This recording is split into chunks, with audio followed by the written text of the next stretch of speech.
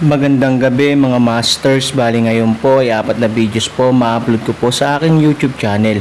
Tama nga mga masters, 4 na videos nga po ang ma-upload ko po. Yon, what's up mga masters, nandito na naman tayo sa panibagong araw, panibagong kabanata na naman ang pagsasama-samahan natin ngayon guys.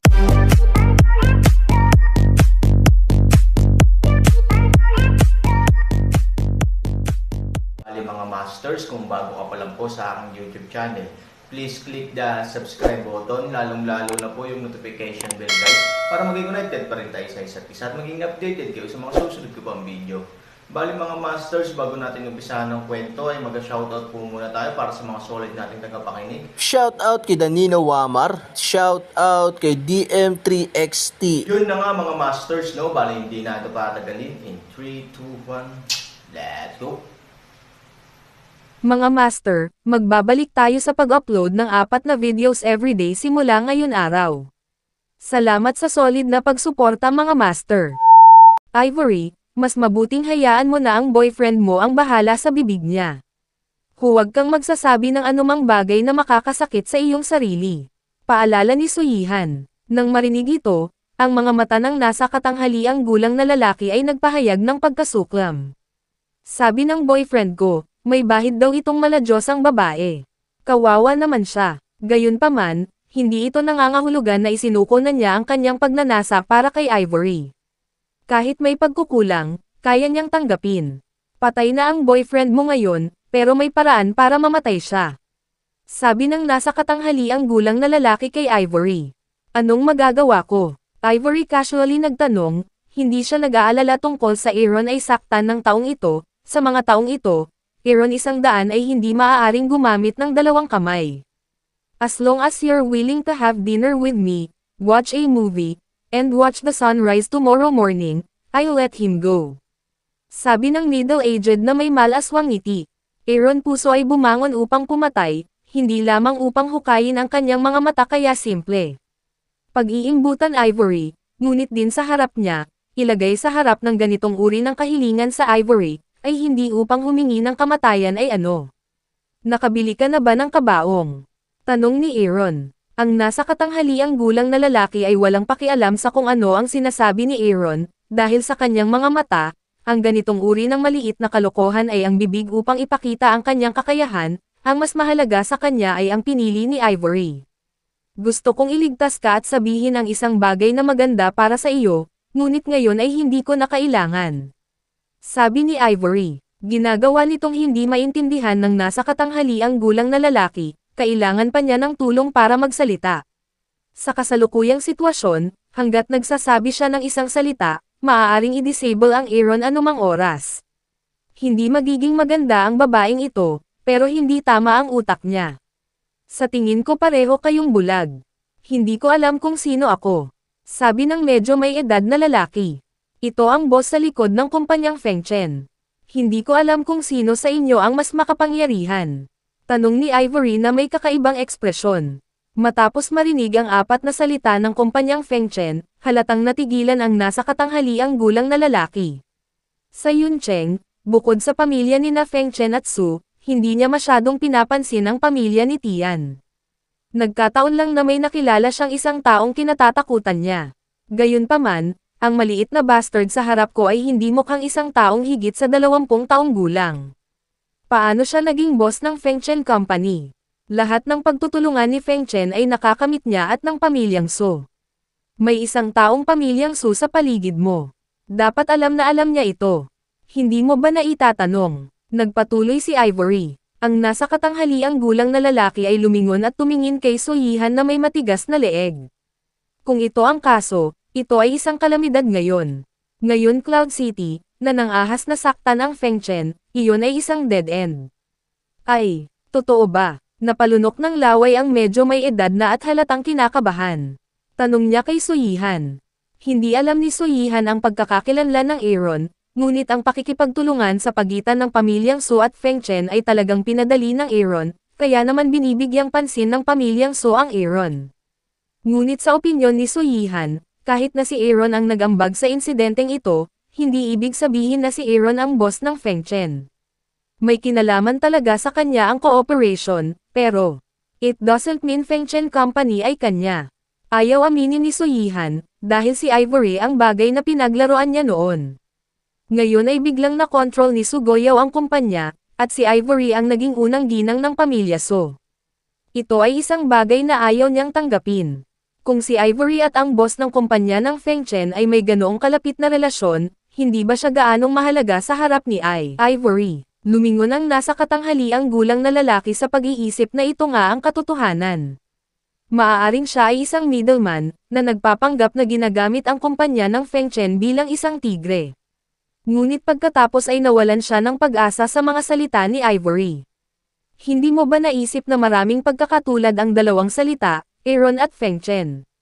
Sabi ni Ivory. Boom! Biglang kumulog ang isip ng medyo may edad na.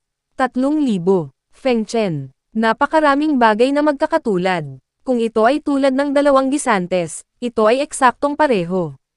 Tapos, na ito, tandang padamdam. Tapos na. Halos himatayan sa dilim ang nasa katanghaliang gulang na lalaki. Sa Yuncheng na-offend ang boss ng Feng Chen Company, siya ay dapat na dead end. At hindi siya pababayaan ng buong ulap na lungsod. Sa mga gustong mambola sa kumpanyang Feng Chen, kung alam nila ito, hindi nakakagulat na lalamunan siya ng buhay. Sa muling pagtingin sa Aaron, ang mga nasa katanghaliang gulang na mga lalaki ay hindi na nangingibabaw, ngunit may napakalakas na pakiramdam ng takot. Umalis ka dito, ayaw mong umalis dito. Sabi ng medyo may edad na sa mga bodyguard. Naintindihan din ng bodyguard kung anong klaseng mentalidad siya ngayon at mabilis na umatras. Mr. Aaron, I'm sorry, ako ang dapat mamatay, ako ang dapat mamatay. Ang nasa katanghaliang gulang na lalaki ay sinampal ang kanyang sarili sa publiko nang walang anumang saplot, at hindi siya nakaramdam ng lambot. Sa oras na ito, labis na nahihiya si Suyihan, dahil natalo siya kay Ivory hindi lamang dahil sa edad ng lalaki at Aaron, kundi pati na rin sa katayuan at impluwensya. Ang kanyang pagganap sa sandaling ito, ay isang kompletong pag-aaksaya, mukha takot tumama sa kanyang sarili, sa takot na Aaron ay hindi patawarin siya. Para sa isang nasa katanghaliang gulang na lalaki, siya ay nagdurusa sa pinakakahilahilakbot na bagay sa kasaysayan, dahil alam niya kung ano ang mangyayari kung hindi niya makuha ang kapatawaran ng Aaron. Nang makitang namamaga ang kanyang mukha, ang ekspresyon ni Aaron ay puno pa rin ng intensyong pagpatay. Puno ng pait ang puso ng nasa katanghaliang gulang. Kung alam niya iyon, hindi siya dapat lumabas ngayon. Mr. Aaron, please give me a chance. I really know it's wrong. Lumuhad ako para sayo. Dahil doon, napaluhod ang nasa katanghaliang gulang na lalaki. Ang eksenang ito ay lalong ikinagulat ng mga dumadaan. Lahat sila ay curious sa nangyari at bakit luluhod ang isang matanda sa isang binata. Nag-aatubili na sumulyap si Aaron kay Ivory. Napakadali para sa kanya na lutisin ang bagay na ito. Kailangan lang niya itong patayin, ngunit sadyang inilantad ni Ivory ang kanyang pagkakakilanlan, na naging dahilan upang lumuhad ang lalaki at humingi ng tawad. Ayaw mo bang patayin ko siya? Tanong ni Aaron kay Ivory. Matalino si Ivory Bingzo. Hindi niya mailantad ang pagkakakilanlan ni Aaron ng walang dahilan, kaya alam ni Aaron na dapat may dahilan. Nagtaas ng kilay si Ivory at sinabing, nasa kalye. Ayokong magsagawa ka ng mga kakaibang kasanayan dito. Sa aking paraan, walang makakaalam. Sabi ni Aaron. Nagpout si Ivory at sinabing, napakalakas ba ng paraan mo? Kasal lakas ko ba ito? Biglang natahimik si Aaron. Kung ikukumpara kay Ivory, hindi siya kasing lakas ni Ivory. Masasabi pang ang walang comparability ang dalawa. Siya ang banal na kaharian ng daigdig ng Xuanyuan, habang si Ivory ay ang kaharian ng kungtong ng daigdig na may 8 sulok, naganap na dalawang magkaibang konsepto. Well, susuko na ako. Walang lakas na iniyuko ni Han Sanchen ang kanyang ulo. Sa oras na ito, nasa karamihan na ng mga tao upang makita ang inis na si Chan Changsheng patungo sa Aaron. Ang dahilan kung bakit hindi siya nagpakita ngayon lang ay dahil sa takot niyang ilantad ang pagkakakilanlan ni Aaron at magdulot ng hindi kinakailangang gulo sa Aaron. Ngunit ngayon, nakikita niya na ang Aaron ay may kaunting kawalan ng kakayahan at mukhang hindi alam kung paano ito haharapin. Para sa Chan Changsheng, ito ay isang magandang bagay at makakatulong sa Aaron na malutas ito. Aaron, ano ba? Nang dumating si Chan Changsheng sa kanyang tabi, siya ay tumawag ng mainit. Ang mga nasa katanghaliang gulang na lalaki ay hindi natatakot kay Changjia, dahil simula noong itinatag ang Feng Chen, ang impluwensya ni Changjia sa Yuncheng ay bumagsak. Ngunit hindi magandang balita para sa kanya na makaharap si Changjia sa oras na ito, at ang hitsura ni Chan Changsheng ay maaaring patunayan ang pagkakakilanlan ni Aaron. Dumating ka sa tamang oras. Hindi alam ni Han Sanchen kung paano haharapin ang lalaking nasa harapan niya. Lumilitaw si Chan Changsheng, na tumutulong sa kanya na malutas ang isang problema. Aaron, kung may abala ka, hayaan mo lang ako. Nakangiting sabi ni Chan Changsheng. Ilayo mo ang lalaking ito.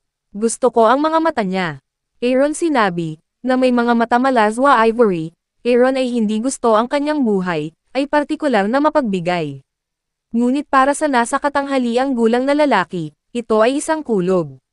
Walang mata, magiging madilim ang kanyang mundo, gaano man kaganda ang kagandahan, hindi makita, ano ang kahulugan ng ganoong buhay.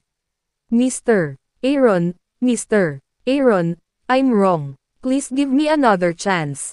I'll never dare again. Ang nasa katanghaliang gulang na lalaki ay nagmamadali at patuloy na nakayuko sa Aaron. Ang pagdampi sa pagitan ng kanyang noo at ng lupa ay humahampas, at hindi nagtagal ay nagkaroon ng malaking bahid ng dugo sa kanyang noo, na nagpapakita na wala siyang lakas, at iyon, labis siyang natakot. Para sa mga ito, hindi nakita ng Aaron, dahil nang ang nasa katanghaliang gulang na lalaki ay nagsimulang tumingin kay Ivory ng may maalay na mga mata, at nagharap ng mga kinakailangan kay Ivory, ang kanyang kapalaran ay napahamak. Dalhin mo, sabi ni Aaron. Tumanggaw si Chan Changsheng, kumaway sa kanyang mga tauhan, at pagkatapos ay kinuha ang medyo may edad na lalaki. Sa prosesong ito, ang nasa katanghaliang gulang na lalaki ay sumisigaw pa rin sa Aaron para sa awa, ngunit ang Aaron ay nagpapanggap na walang nangyari. Para sa Aaron, ang gayong pag-uugali ay hindi mapapatawad. Kahit sino pa ang kabilang partido, kung hahawakan mo ang bottom line ng Aaron, ito ay magiging dead end. Ang mukha ni Suyihan ay sobrang pangit. Akala niya ay malapit siya sa isang mayaman at makapangyarihang lalaki, at hindi na niya kailangang yumuko sa harap ni Ivory sa hinaharap. Ngunit ang hindi niya inaasahan ay wala pa rin siyang pagkakataong tumalikod sa harap ni Ivory. Umuwi ka na. Galing ka sa pamilyang So. Hindi mo kailangang makipagdeal sa mga ganyang matandang lalaki, sabi ni Ivory kay Suyihan. Ito ay lalong malupit sa pandinig ni Suyihan, tulad ni Ivory na malisyosong kinukutsa siya. Ivory, huwag kang masyadong magmalaki. Balang araw, makakahanap ako ng lalaking mas makapangyarihan kaysa sa kanya. Sabi ni Suyihan na nagngangalit ang mga ngipin. Pinatawan nito si Aaron. Ang makahanap ng isang mas mabuting tao sa mundo ay isang panaginip lamang at imposible. I'm for your own good. Hindi mo akalain na magugustuhan ka talaga ng mga katulad niya. Sinabi ni Ivory, bakit hindi? Ikaw lang ba ang karapat-dapat magustuhan? Malisyosong sabi ni Suyihan sa kanyang mga mata. Aaron shakes her headlessly. Suyihan hates Ivory. Kahit anong sabihin ni Ivory, it's useless. Ang kanyang kabaitan ay ituturing lang ni Suyihan na parang atay at baga ng asno. Halika, hindi mo iligtas ang ganoong babae, sabi ni Aaron kay Ivory. Ayaw iligtas ni Ivory si Suyihan. Kaya lang lahat ay pamilya ni So. Kaya naman magiliw niyang paalala. Higit pa rito, si Ivory ay higit sa lahat ngayon, at ayaw niyang mag-alala tungkol sa nakaraan kasama si Suyihan, kaya ayaw niyang makita siyang bumagsak. At karamihan sa mga bagay na iyon sa nakaraan ay pinlano ni Su Haichao.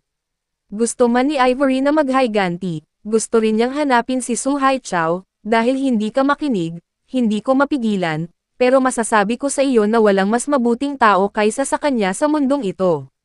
Sa gayon, hinawakan ni Ivory ang kamay ni Aaron at dinaanan si Suyihan. Tuwang-tuwa si Aaron. Galit pa rin siya. Bigla niyang naramdaman na hindi masama ang pangyayari ngayon. At least nakuha niya ang pag-aproba ni Ivory, at kinuha ni Ivory ang inisyatiba na hawakan ang kanyang kamay. Hindi ito isang maliit na pag-unlad sa kanilang relasyon sa mundong ito. Walang mas mahusay na tao kaysa sa kanya. Nakita ni Ivory ang ngisi sa mukha ni Aaron, hindi niya maiwasang magtanong. Yun na nga mga masters, no? Bali panibagong kabanata na naman yung natapos natin ngayong gabi. Muli, maraming salamat po